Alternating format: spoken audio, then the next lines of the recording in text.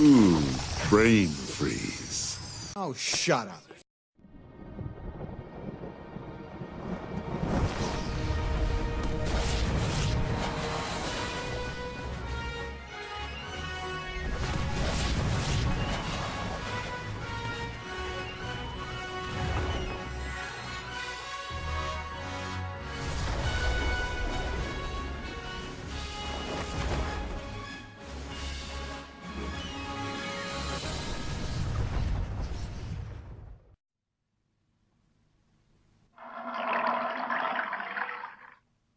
Hello, my friends. Today we're looking at a rather interesting movie from 2006 that totally wasn't capitalizing on a certain other film that I may have done a merchandise retrospective on. Yeah, that's literally the whole reason this movie exists. Now, you might be wondering what could be so bad about this film. After all, it's got the designs from Superman the Animated Series, and most of the voice cast came back for this, so really, how bad could it be? Well, first thing you have to realize is that despite all the signs to the contrary, this thing does not take place in the DCAU. Yeah, they took the designs from the 90s, updated them for more modern animation processes, got the voice cast back, but decided to make this thing entirely standalone. Now, do keep in mind that these are the same people who barred Justice League from using Batman villains because of the Batman, the anime series. Two cartoons with the same characters and obviously different designs? Nope, kids will get confused if you do that. An entire movie that shares the same designs for a lot of characters, but is completely non-canon to the DCAU that kids know? Yeah, I can't see any possible confusion there. Oh wait, Jimmy Olsen's got a haircut, so it's different enough.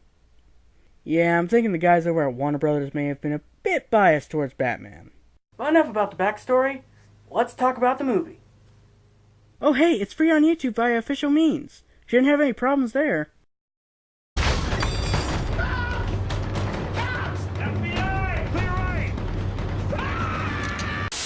Okay, legit though, skipping the border from last time since Warner Brothers doesn't seem to care about this movie too much. So here we go! We start out our movie with a meteor going through space and... the DVD menu start up? Oh wait, it's just a cheap looking title, okay. Also, the theme sounds a bit Reevy, don't you think?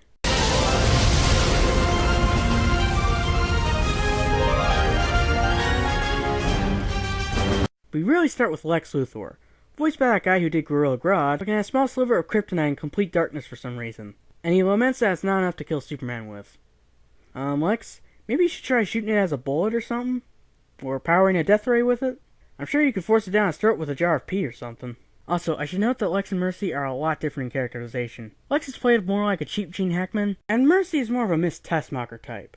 Though she can still kick as much butt as the real Mercy. At the very least, their relationship seems to be a lot healthier in this incarnation. Anyway, Lex reveals that LexCorp has a new satellite up in orbit meant to ward off alien invasions. Hold up, he's got a death ray up in orbit over Earth? That's illegal!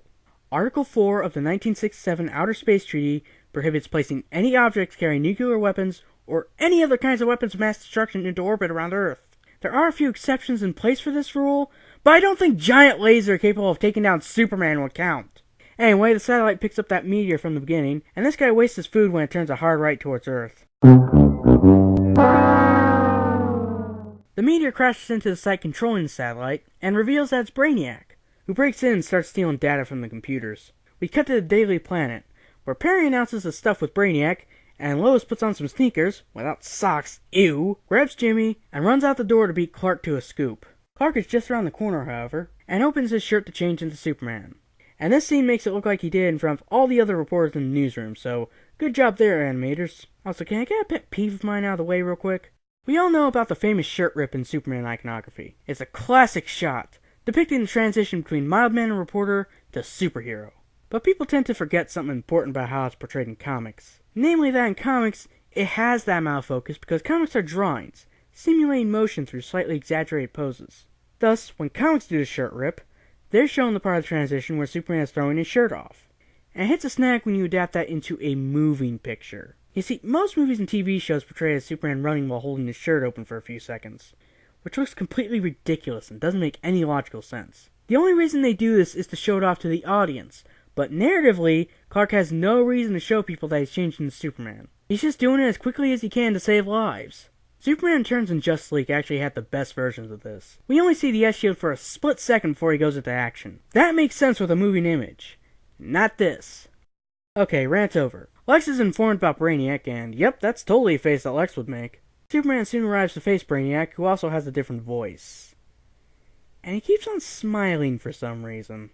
But before Superman can fight him, Brainiac launches a missile presumably towards the San Andreas Fault, and Superman has to stop it. In the meantime, Lois decides to climb up a satellite tower for no reason, and Superman stops the missile from blowing up the Daily Planet. Jimmy wonders why Lois continually puts herself in danger, and we get this infuriating line. He's why, Jimmy.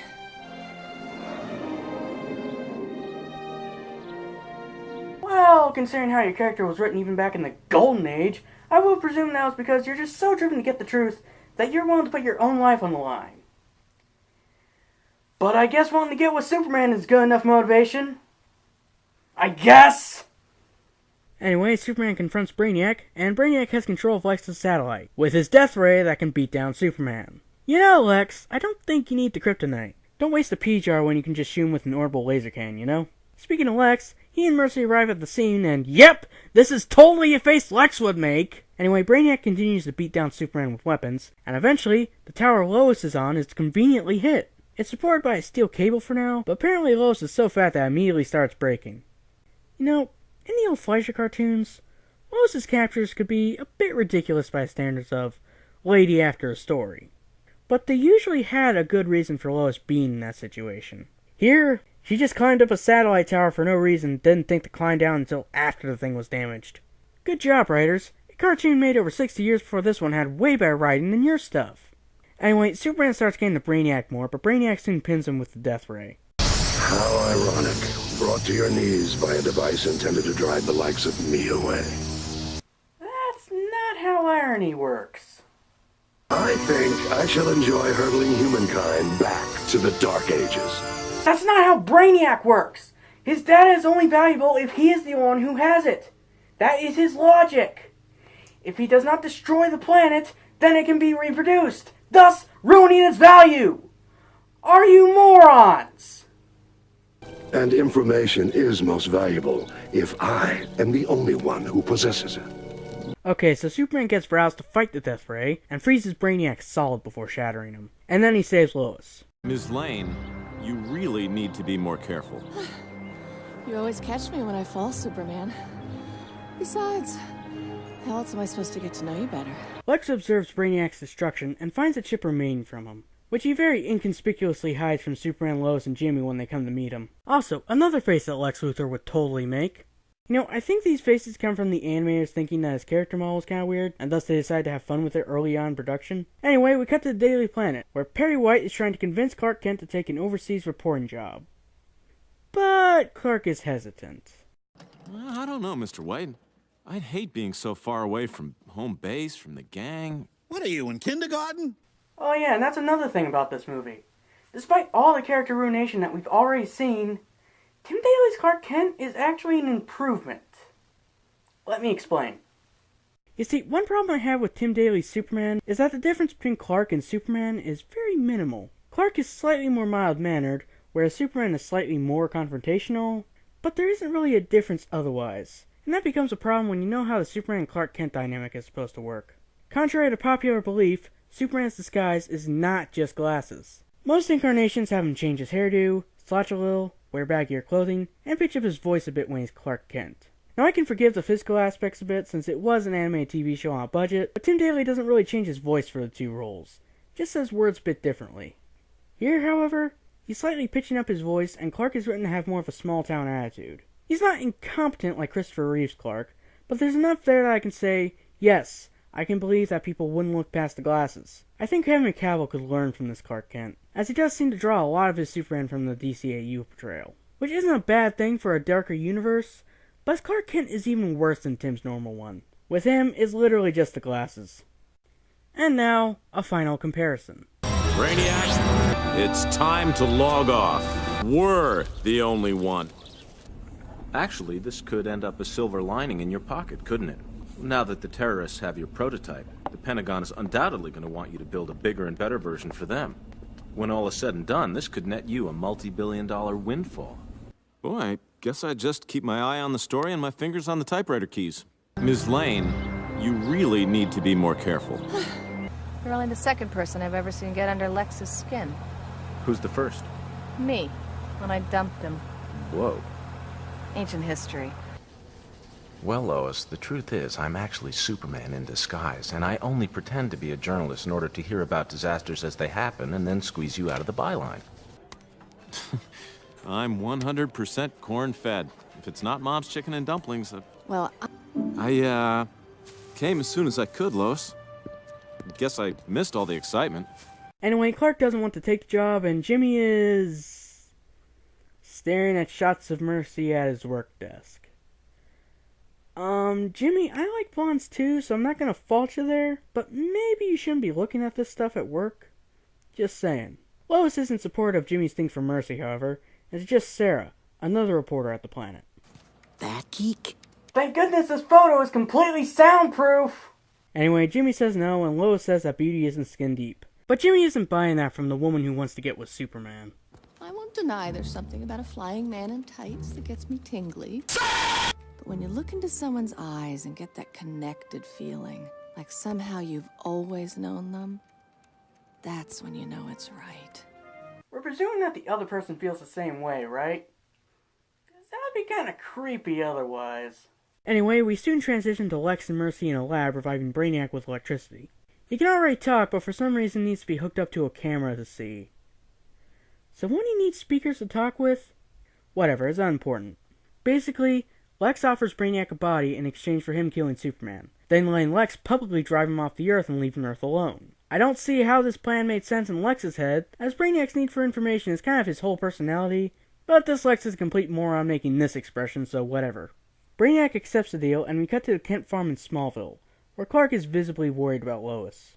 Any thoughts about settling down? On Earth? Oh, I'm here to stay. Why would you even assume that's what she was asking? Clark Kent is biologically Kryptonian, sure, but mentally he is very human. And humans would not presume that's the answer to the question she's looking for. Anyway, Clark reveals that he's thinking about telling Lois that he's Superman, which brings me to what I consider a problematic Superman story. The one where Superman reveals to Lois that he's Clark Kent. Now listen, I have no problem with Clark revealing that he's Superman to Lois, but notice my wording there. Clark before Superman. I believe that a core reason Superman wouldn't tell the woman that he loves the secret was because at the core, he's more Clark than Superman. And he'd much prefer that she knows Clark, who he truly is, over Superman. The easy-to-love persona that he dons to save lives. This is where a film like Superman 2 fails, since Lois can't stand Clark, but once she finds out about him being Superman, she's all in. It honestly makes her seem kind of shallow, especially when she says, and I video quote, I don't want a bodyguard, I want the man I fell in love with. That line right there tells you everything you need to know about why that type of story doesn't work. Because with or without his powers, Clark is still a good man. But no, she doesn't want the good man that Clark is. She wants Superman, the man with the powers. If you want this story to work on all sides, Lois needs to love Clark Kent. Because when all is said and done, that's the man she would be marrying. Now, to be fair to this film, it does show we're starting to see beyond Clark's glasses for who he is, and I can respect that. Congratulations, movie! You've done one thing right! Alright, let's get back to this junk. A big concern of Clark's here is whether or not she'd trust him if she found out by herself. I need to tell Lois the truth. So what's keeping you, Clark? You got our support. I have powerful enemies who would give anything to find my weak spot. If any one of them were to discover what Lois might learn, that Clark Kent is Superman, well, I can't knowingly put anyone I care about in that kind of danger. Then why do your parents still know? If them having the knowledge that you're Superman puts them at risk, then why not just erase their memories? It's almost as if this logic is completely stupid or something. Lois Lane is an associate of Superman and Clark Kent, as is Jimmy Olsen. As far as the public knows, you just can't have that connection to them for news stories, partially because of Lois claiming satellite towers and whatnot. If Lois knows who you are, nothing changes in the public eye. It's just that Lois couldn't get through to Superman and ultimately switched to Clark Kent. In fact, that could make her less of a target, since Clark Kent puts a barrier between her and Superman on a romantic level, again, from the public's point of view. Or are you just kind of assuming that Lois has a serious blabbermouth? My point is that Lois has already accepted danger, She just hasn't accepted Clark Kent. This is a dumb concern to even bring up. And you know what? John and Martha even bring it up. Son, we know you're Superman. We're just fine. And thus we can confirm that nothing was accomplished with this scene.